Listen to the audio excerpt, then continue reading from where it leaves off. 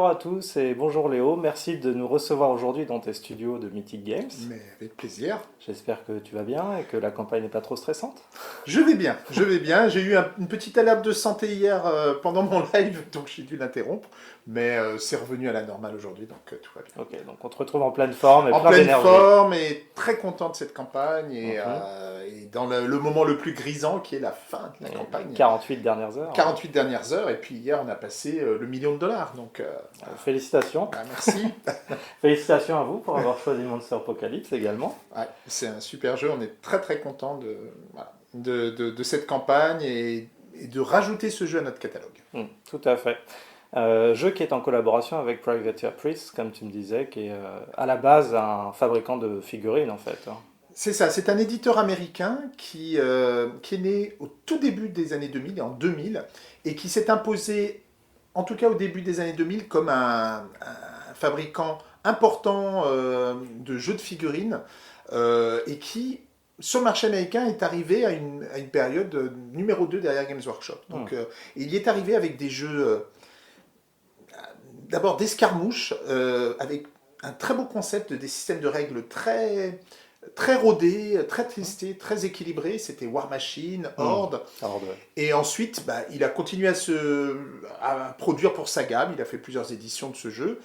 Et il a produit en effet Monster Apocalypse, dont une première édition c'était du jeu de figurines à collectionner à l'époque de HeroClix.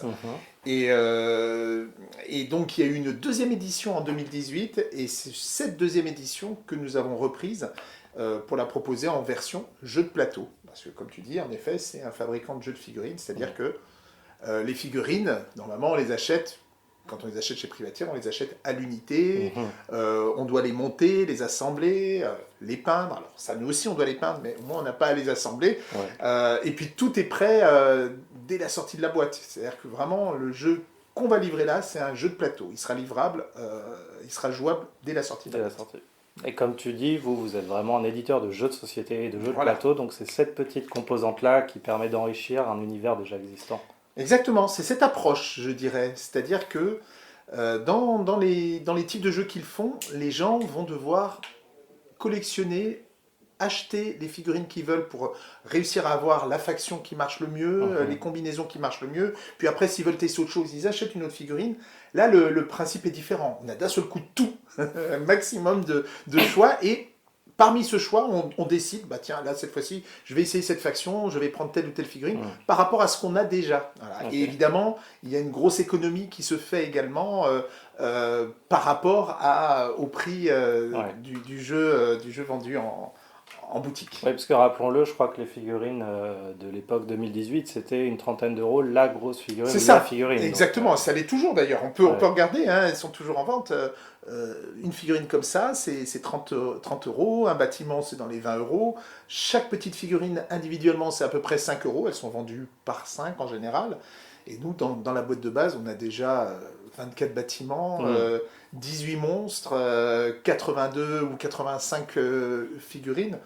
Voilà, et les stretch goals continuent d'en ajouter. Donc, c'est une offre pléthorique. Voilà, c'est une offre pléthorique. Et pour ceux qui avaient commencé à collectionner, parce que c'est compatible, hein, ça reste compatible avec l'édition, mais ceux qui ont commencé, évidemment, c'est une offre fabuleuse, parce que voilà, rien que d'un point de vue prix, ils vont y gagner énormément. Et ensuite, ces gens-là savent que le jeu est très très bien.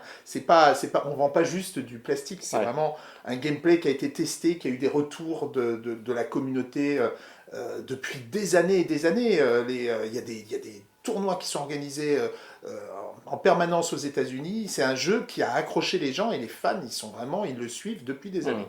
Donc c'est vraiment l'occasion aussi pour nous de faire découvrir ce jeu à un public qui, en France en tout cas, connaissaient pas forcément, on avait vaguement entendu parler, mais connaissaient pas. Et là, ils vont avoir l'occasion avec un jeu de plateau, de découvrir la richesse de ce jeu. Surtout qu'on a rajouté beaucoup de modes de jeu également. Oui, j'ai vu que vous aviez introduit le duel, le 2v2, le multi, le FFA, c'est ça. Tous ces modes qui sont rentrés en plus. Le solo, le coop, on va même rajouter des scénarios, donc des petits scénarios sur le mode coop, et je le trouve d'ailleurs plus intéressant avec les scénarios que juste le mode coop lui-même, puisque le mode coop lui-même c'est on affronte un monstre avec une IA qui est jouée par des cartes et on doit. Alors il est difficile, hein, c'est pas facile. Il faut bien jouer pour réussir, mais voilà, c'est pas scénarisé. Donc avec les scénarios, ça rajoute d'autres petits éléments, surtout que le background de ce jeu est très développé. Alors pour la suite, parle-nous un peu des projets Mythic Games qui étaient en cours. Donc on sait que Solomon Kane est en train d'arriver, il est sur les bateaux déjà, je crois même.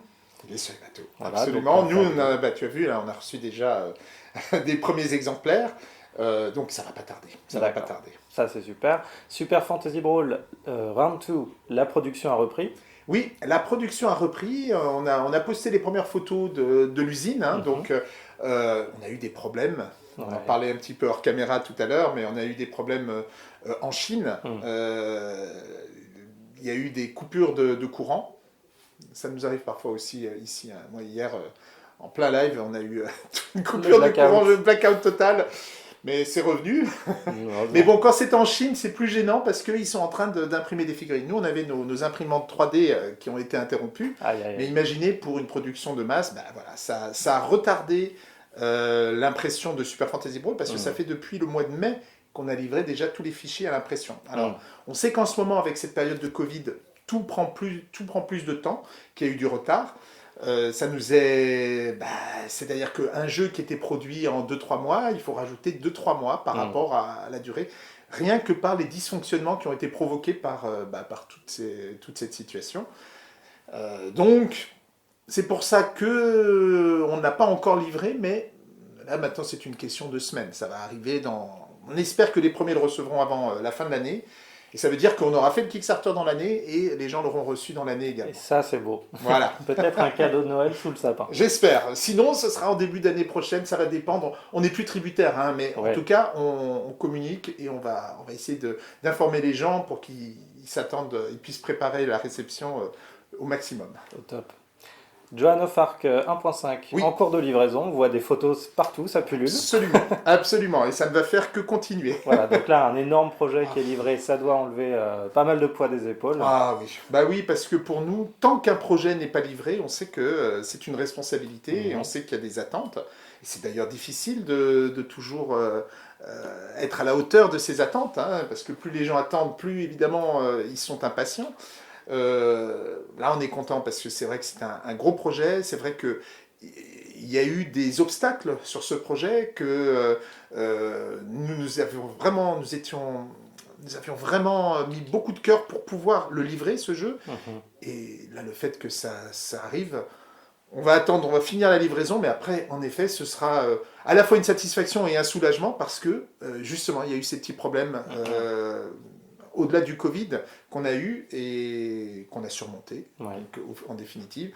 Et voilà, et je sais que c'est un projet hors norme, je sais que c'est absolument gigantesque, et j'ai vraiment hâte d'avoir les retours des gens quand ils auront pu essayer tous les scénarios que nous avons refaits, nous avons rééquilibrés. C'est vraiment la version ultime de ce jeu. Tous les nouveaux scénarios aussi que nous avons pu faire, notamment tous ceux qui sont d'un chevalier teutonique, et qui sont un peu différents des premiers, c'est-à-dire que, comme les règles ont évolué, en tenant compte du retour de la communauté, on a eu un retour énormissime, d'ailleurs c'est grâce à eux aussi qu'on a pu faire évoluer le jeu comme on l'a fait. Après toutes ces parties qu'ils ont faites, ils nous ont fait des retours sur des petites choses qui, d'après eux, fonctionnaient pas bien et qu'on a pu vérifier aussi avec le temps. Les règles de commandement, tout ça, on a changé de manière à ce que ce soit plus fluide, plus riche, plus dynamique. Et ça se traduit vraiment dans les nouveaux scénarios qu'on voit sur Chevalier Teutonique. Et j'ai hâte de les voir jouer parce que déjà, c'est des scénarios qui nécessitent moins de mise en place, qui sont plus rapides à mettre en place. Comme en plus on a livré, ce qui était demandé par tout le monde, la grosse boîte de rangement, et qui va permettre des installations plus rapides. Donc ce jeu que tout le monde, que beaucoup de gens adorent, mais dont ils n'ont pas pu vraiment profiter à son plein potentiel, parce qu'il y avait des défauts comme notamment la longue mise en place, des parties qui pouvaient finalement durer peu de temps si on appréhendait mal le scénario. Tout ça, je pense que ça a été corrigé dans cette version 1.5. Après, il faut dire aussi que il peut rester, hein, la perfection n'existe pas, il peut rester des coquilles, des soucis, etc., que nous en sommes conscients, que nous allons écouter les retours, faire une liste et, comme on le fait toujours, apporter une réponse aux gens, essayer de voir ce qu'on peut faire, s'il manque quelque chose, s'il y avait un problème, on va essayer de le régler. Et voilà, on veut juste avoir un peu de temps, suffisamment de temps pour distinguer ce qui sont les vrais problèmes des faux problèmes, parce que si on réagit tout de suite, on peut se dire ah bah tiens, il y a un problème là, alors qu'en fait, c'en est pas, c'est un cas isolé, ça nous est arrivé. Il y a eu par exemple, dans les premières réceptions, il y a quelqu'un qui a dit ah, il me manque des figurines. Alors évidemment, la communauté tout de suite, ah, ils ont oublié des figurines, catastrophe, etc. Alors qu'en fait, c'était juste un cas isolé, il lui manquait un petit sachet et les figurines y étaient. Donc, c'est pour ça qu'il faut attendre d'avoir les retours posément, de regarder ce qu'il y a. Et puis, si on a oublié quelque chose, c'est toujours possible. On fera quelque chose pour les backers. Le SAV existe pour ça. Le SAV existe et l'engagement de Mythic Games de dire voilà, vous nous avez fait confiance, on ira jusqu'au bout, on assumera nos erreurs. Voilà. Okay. Donc le message est passé, n'hésitez pas à donner et les bonnes choses et les moins bonnes choses que vous rencontrerez avec cette nouvelle boîte. Et les bonnes choses aussi, c'est vrai, mais il faut quand même, j'espère que les gens vont essayer les jeux avant vont essayer de voir un petit peu ce qui se passe et nous feront faire un retour argumenté. Mais en tout cas, moi j'ai hâte de voir ce qu'ils vont penser des scénarios, de tout ce qu'on a fait, et c'est vrai que c'est gigantissime, Jeanne d'Arc. Voilà. Alors ensuite, on a Steam Watchers, qui lui aussi est arrivé, je crois. Hein. Oui, Steam Watchers est arrivé cette année, en fait, si on regarde bien. Je crois qu'on a livré Solomon Kane, la vague 1, on a livré Enchanters, on a livré Steam Watchers, on est en train de livrer Joan of Arc, Super Fantasy Brawl est en train, et Solomon Kane aussi. Donc, entre cette année et puis peut-être le début de l'année prochaine, si certains arrivent en début d'année prochaine, on aura quand même fait 6 livraisons. Donc c'est quand même une grosse année de livraison pour nous. Et voilà, et c'est une grosse satisfaction pour nous d'avoir pu livrer en cette année de Covid tous ces projets. Donc oui, Steam Watchers a été livré. Et encore une fois, c'est un projet qui avait été fait en début d'année, hein, il me semble. Il a été fait en début d'année, il a été livré dans les temps. Et on est très content du retour des gens. Les gens ont vraiment, vraiment apprécié le jeu. Non, c'était peut-être l'année dernière. Non, c'était début d'année 2020. Début d'année 2020 qu'on l'a fait et on l'a livré cette année. Ouais. Voilà. Mais oui, c'est ça. C'est Super Fantasy Brawl qu'on a fait cette année et qu'on livre en fin d'année. Donc, Steam Watchers a été livré à peu près dans les temps, hein. On a pratiquement pas eu de retard, un petit peu, cette fois-ci vraiment purement pour le Covid, je pense, hein. Quand c'est notre faute, on le dit aussi, hein. Il y a des jeux où on reconnaît que c'est vraiment notre faute, mais bon là, il y a aussi la situation conjoncturelle qui fait qu'il y a des retards. Donc on l'a livré, on est très très très content du retour de Steam Watchers. On n'a que des retours positifs. Alors évidemment, c'est un peu moins visible parce que le jeu n'a pas eu autant de succès que d'autres. Peut-être parce que c'est un type de jeu un petit peu différent de ceux qu'on propose habituellement. Peut-être aussi parce que c'était une période où on venait de faire Enchanters et rapidement on a enchaîné avec celui-ci en pensant que c'était deux projets différents, puisque là, dans la Phoenix Line, celui-là, c'était Mythic Games, un vrai projet Mythic Games de création. Mais ceux qui l'ont reçu ont adoré le jeu et on espère justement lui redonner la lumière et l'éclat qu'il mérite, parce que c'est un jeu très, très équilibré, qui a vraiment des caractéristiques très intéressantes pour un jeu de type 4X. Notamment sa faible durée de jeu, l'originalité de ces mécaniques avec des ressources qui peuvent vous faire mal, alors que souvent dans ces jeux-là, on ne peut pas jouer dans ce jeu à juste rester dans son coin, se développer et y aller progressivement. On est obligé de tout le temps bouger, il y a beaucoup de mouvements, il se passe beaucoup de choses sur les parties.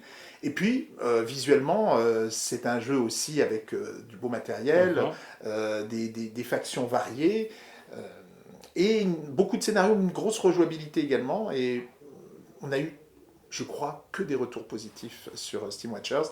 Simplement, voilà, on espère que ça va se savoir. Eh bien, écoute, le message est lancé. Voilà. N'oubliez pas qu'il existe aussi Steam Watchers, qui en effet est un jeu de plateau qui a été moins plébiscité que d'autres, mais attends. Je l'espère, je le pense en tout cas. Alors ensuite, qu'est-ce qu'on a dans l'ordre chronologique? On aurait Elle, éventuellement, qui est en cours de rédaction toujours. Voilà, alors vous voyez, il y a des jeux où je dis, bon, le retard sur Steam Watchers, nous on avait mis les fichiers dans le délai qu'on s'était fixé et il aurait dû sortir exactement à la date prévue. On a eu un petit peu de retard.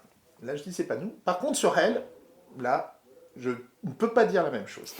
Sur Elle, il y a du retard parce que nous avons très clairement sous-estimé l'ampleur du projet. Et pourtant, on était prévenus parce qu'on avait déjà fait des jeux à grande échelle. Simplement, on a une telle envie de faire de l'extraordinaire pour ce jeu, une telle ambition qu'on est allé dans le top du top. Voilà. Et ce qui fait que ça prend beaucoup de temps. Je peux donner un exemple.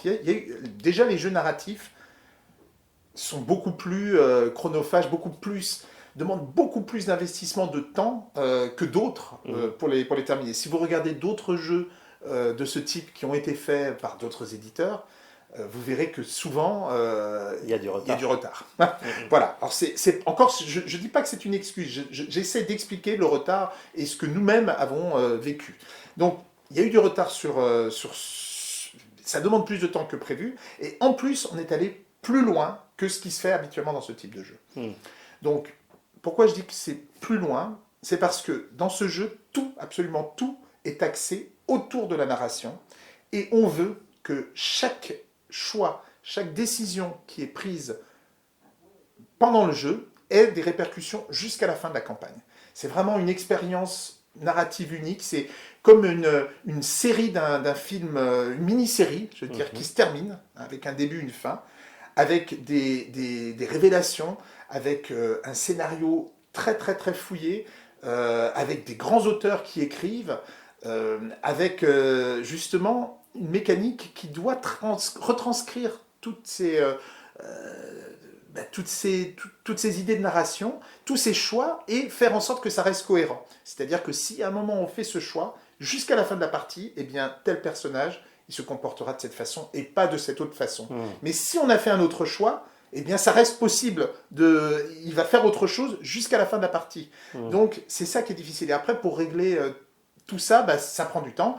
On a voulu aussi que, même s'il y a une mécanique simple, on a voulu pour Elle que ce ne soit pas répétitif. Qu'on n'ait pas l'impression que finalement, entre tel scénario ou tel scénario, on fait un peu la même chose. Et donc, chaque scénario est complètement différent. C'est-à-dire que chaque scénario va vous faire vivre des choses et des aventures différentes. Et du coup, on introduit parfois des petites règles spéciales juste pour ce scénario, pas compliquées, mais qui sont au service de la narration.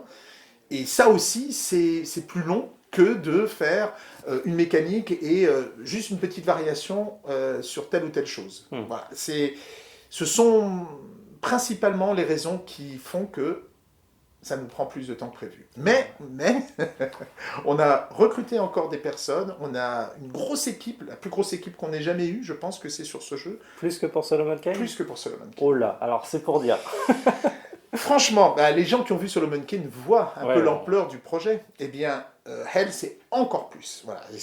Mais alors là, j'ai vraiment envie de dire que c'est la dernière fois parce que on s'en rend compte, hein, mais c'est aussi un défi. Maintenant, on se dit, maintenant qu'on est allé jusque-là, autant aller jusqu'au bout et livrer le truc le plus impeccable. En ce moment même, il y a des tests qui se font sur le produit fini, c'est-à-dire on donne un prototype complet, le champ 1, et on leur dit, à des gens qui ne connaissent pas, vous lisez les règles, vous jouez, et vous nous faites vos retours. Est-ce que vous avez repéré des choses? Est-ce qu'il y a eu des problèmes? On essaie d'améliorer notre contrôle qualité en quelque sorte. Faire en sorte que, parce que c'est tout le temps nous qui jouons, qui rejouons, des choses qui nous paraissent évidentes ne le sont pas forcément pour des clients qui arrivent. Et donc on veut avoir ce retour, ce regard extérieur et prendre le temps aussi de rentrer ces corrections. Tout ça, ça prend plus de temps, évidemment, parce que plus on aura, on va avoir ce genre de test, plus ça prendra du temps.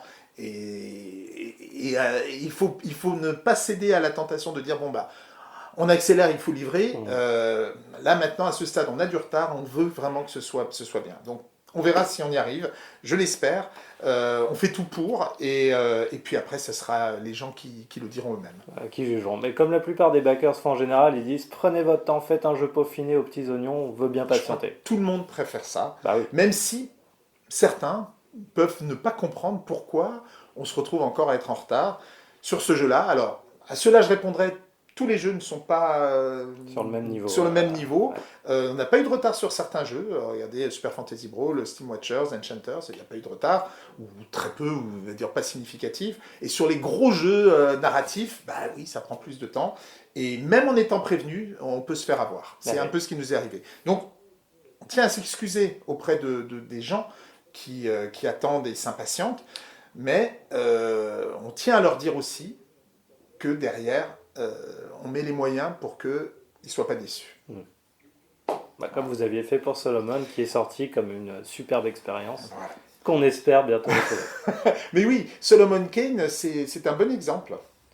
La Solomon Kane, c'était un peu la même chose. C'est-à-dire qu'il y a eu une grosse attente sur Solomon Kane, des gens qui s'impatientaient, mais par contre, quand ils l'ont reçu, ils ont compris pourquoi. Je crois qu'ils ont compris pourquoi il y avait eu une telle attente. C'est vrai que le jeu plaît énormément.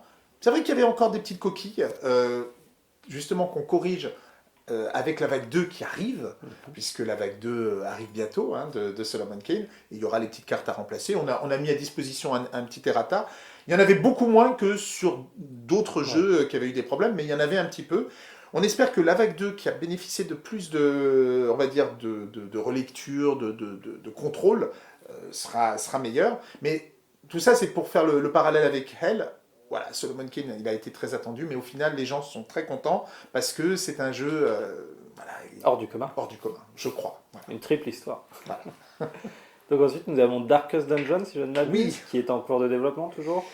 Darkest Dungeon qui est bien développé, puisque sont finalisées la boîte de base et l'extension Crimson Court. Alors, on a du retard sur Darkest Dungeon.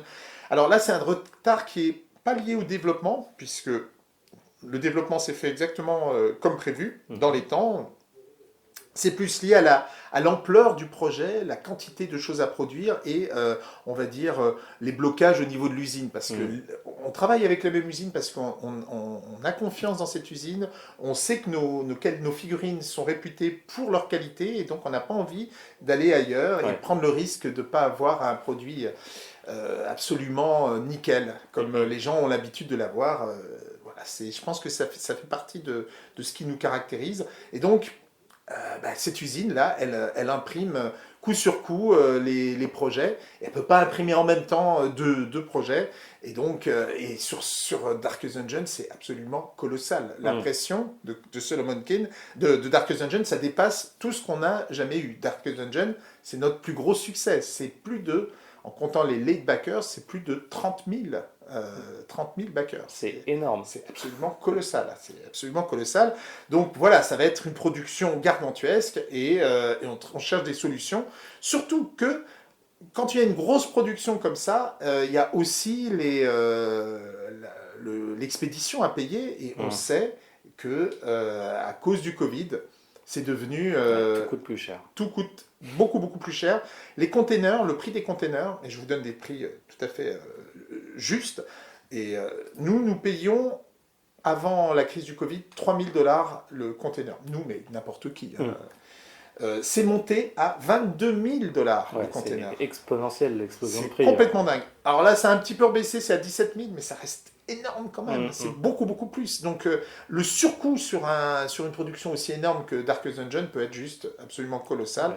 Donc on cherche des solutions par rapport à ça. On espère que la situation va revenir un petit peu à la normale. Bien entendu, on va l'envoyer. Mais voilà aussi la raison de ce petit retard qui n'est pas aussi important que pour d'autres jeux sur Darkest Dungeon s'explique aussi par les problèmes logistiques. Les problèmes logistiques. Bien sûr. Voilà. Rainbow Six, je crois, ensuite, qui suit Rainbow la Six. campagne. Rainbow Six, c'est la campagne Kickstarter qu'on a faite juste avant. Juste avant Monster Apocalypse. Ça fait quand même 4 mois, je pense, qu'on a dû la faire. C'était quoi? C'était il y a 2 ans pour un joueur, ça. C'était même plus que ça, ouais. C'était même peut-être il y a 5-6 mois. Oui, il me semble que ça commence à dater la campagne de Six Siege, même si elle reste bien ancrée dans ma tête. Alors, le développement se passe super bien. Je pense qu'on n'aura pas de retard sur ce jeu-là, puisqu'il était pratiquement prêt au moment du Kickstarter. Il y a eu quand même du travail derrière parce qu'il a fallu tester et équilibrer tous les opérateurs de Six Siege. Alors je m'attends aussi à une bonne réception pour ce jeu, un peu comme pour Super Fantasy Brawl. Les Français aiment bien les jeux d'affrontement, de duel qui sont rapides, qui sont très tactiques, avec des règles. Ils aiment bien ça. Et Super Fantasy Brawl a été très très bien reçu par la communauté française. C'est notre plus gros succès en France, en Belgique, dans les pays francophones. Alors, on ne se l'explique pas. C'est un jeu qui est fait par des Allemands, qu'on a sorti sur Kickstarter. Et la première communauté, c'est la communauté française, devant même, devant même la communauté américaine. Donc, voilà. Et sur Six Siege, j'ai eu pas mal de Français également. Donc, voilà, ce sont des jeux qui plaisent à la communauté française. Donc là, Six Siege, ça avance très bien. On va avoir bientôt les figurines imprimées. En fait, on va pouvoir montrer. On a équilibré tous les opérateurs. Et voilà, et ça va être livré. Et on a déjà des idées pour la suite. Attention. Ouais. On ne spoile pas, mais gardez l'oreille tendue. Oui, en général, on va vraiment essayer de soutenir et de suivre toutes nos gammes. C'est-à-dire que c'est jamais des one-shot, sauf quand on ne peut pas faire autrement. Parce que ce sont des licences qu'on ne contrôle plus. À ce moment-là, évidemment, on ne peut pas les suivre. Mais notre ambition, c'est vraiment de dire aux gens, vous achetez un de nos jeux, on va le suivre, on va le continuer, vous allez avoir des nouveautés, vous allez avoir du suivi. C'est génial de ne pas s'arrêter à la boîte de base et ses extensions et de pouvoir voir un petit peu plus loin des choses qui arrivent, un renouvellement du genre dans l'univers.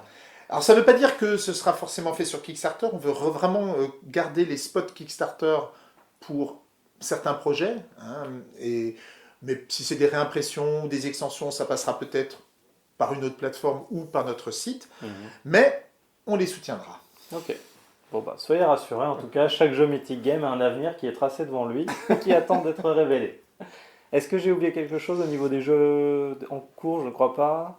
Non, on n'a pas parlé de Rage Busters, mais il a déjà été livré. Il est livré, ouais. Donc, non, je pense qu'on a fait le tour. Alors, ça nous amène à la suite de cette interview, à savoir l'avenir de Mythic Game. Alors, l'avenir les futurs projets. Tout à fait, où ça nous mène tout ça? Où doit-on pointer notre regard vers l'horizon 2020? Alors, premièrement, nous avons une gamme qui s'appelle...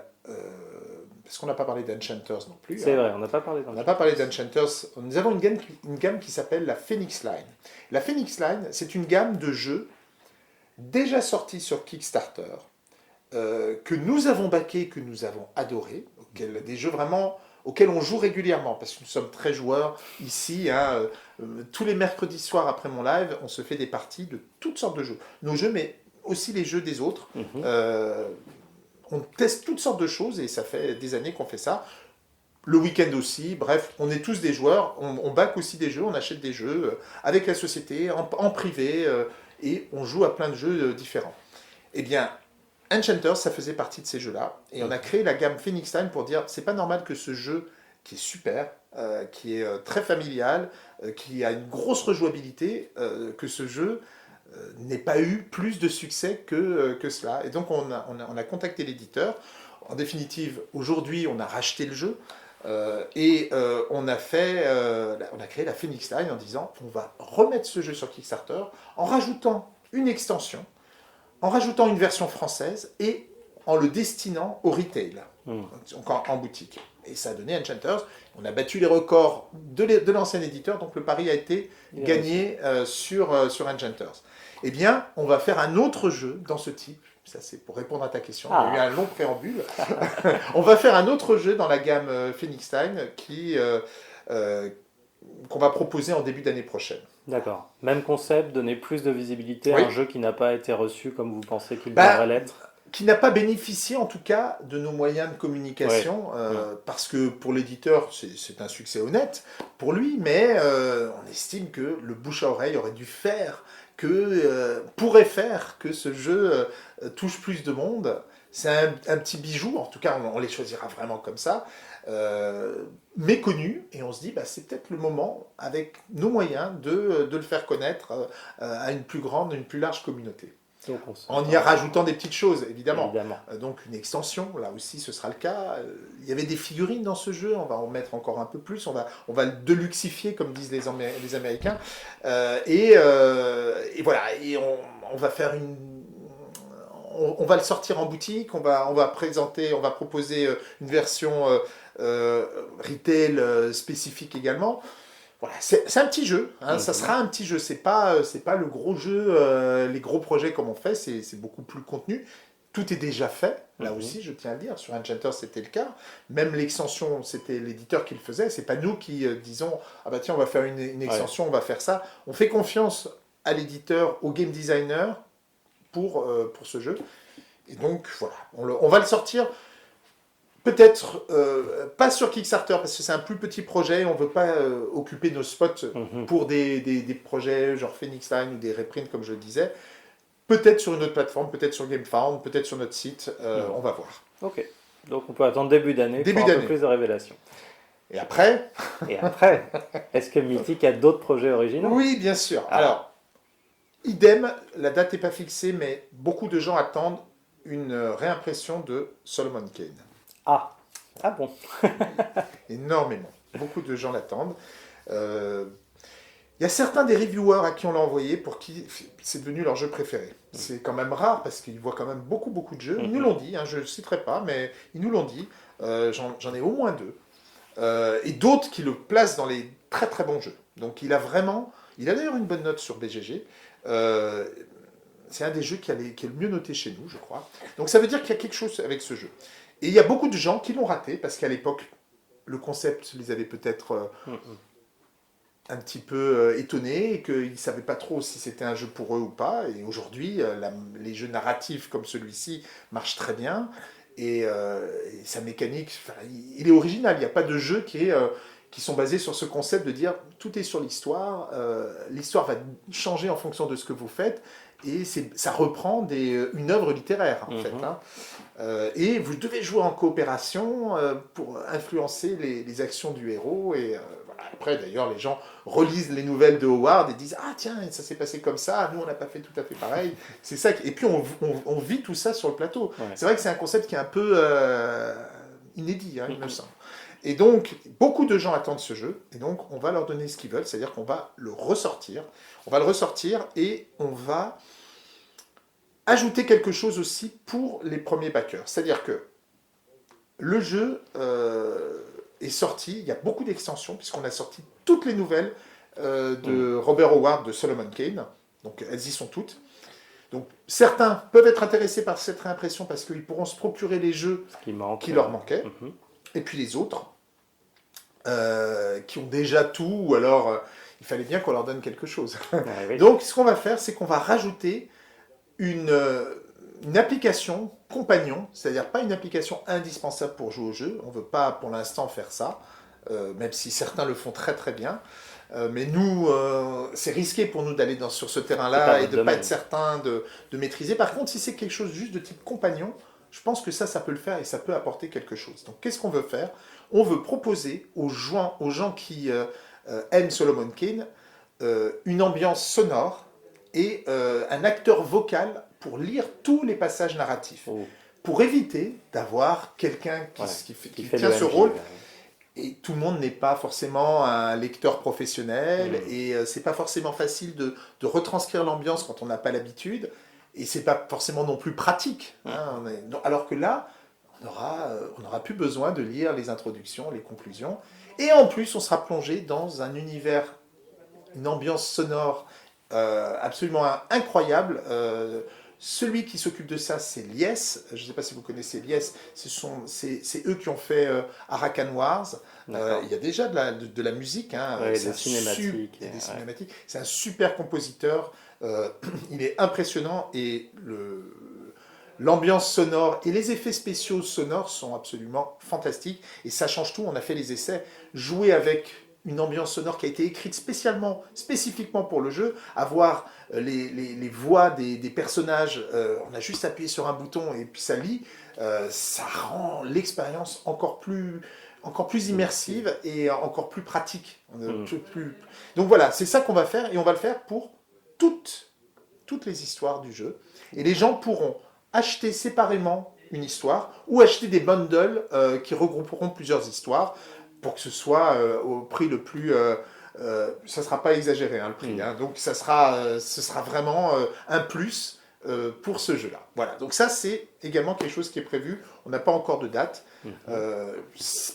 Peut-être sur Kickstarter, peut-être pas, on ne sait pas trop. Voilà, c'est pas encore décidé. Et puis, derrière ça... un petit peu plus, toujours plus.